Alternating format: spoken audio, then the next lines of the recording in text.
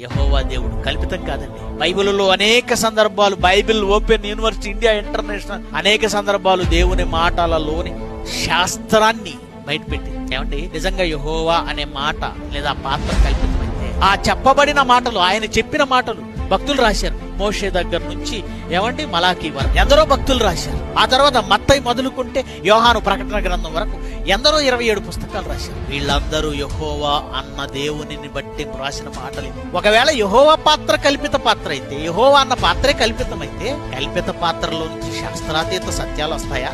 మనుషులు కల్పించిన ఒక పాత్ర శాస్త్రాన్ని, విజ్ఞానాన్ని మించిన మాటలు మాట్లాడుతుందా? బైబిల్లో అంత విజ్ఞానం ఉందా అండి అని అడగొచ్చు. విజ్ఞానం ఉందని ఎన్నో బహిరంగ సభలలో ఏమంటే రొమ్ము విరుచుకొని ప్రసంగించారు జయశాలి శ్రీ పీడిసు.